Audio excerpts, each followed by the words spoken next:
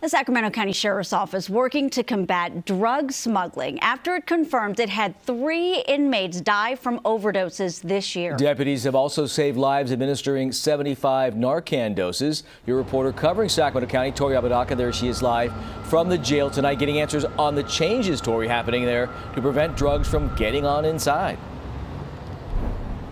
Tony Marley, the Sacramento County Sheriff, gave us a tour inside the jail today where we got a first-hand look of the process that someone goes through when they are arrested. Now, it changed its protocols within this past month, and since changing those protocols, those results have been pretty remarkable, seeing the biggest number of narcotics seized in a single month, and we're only 19 days into September.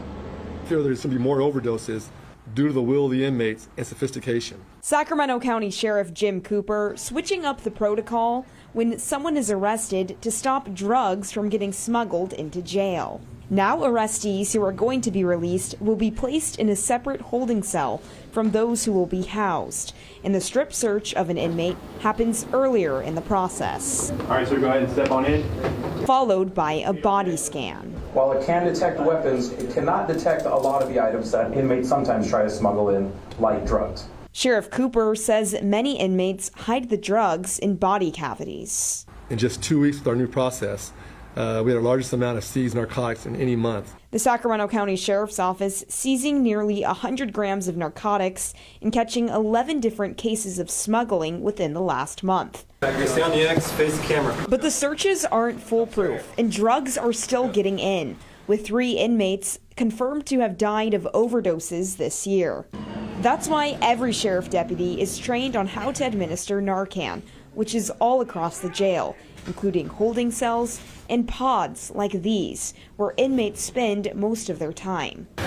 Relatives of inmates on the outside, though, are also facilitating drug purchases that have turned deadly in the jail. On June 7th, during pill call, an inmate took his prescribed methadone and gave it to another inmate, whose family member sent him a $50 via Cash App. Sheriff Cooper says the unprescribed inmate took the medication and died that night.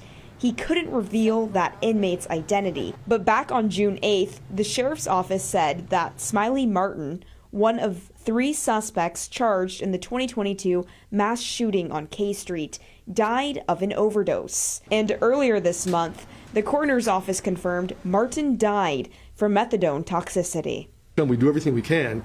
At some point, there's only so much you can do.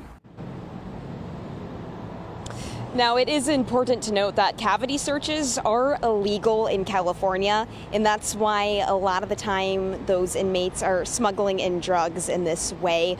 Sheriff Cooper, though, saying that they are starting to look into new different types of body scan technology, and also has increased the amount of jail investigators to directly target this type of activity.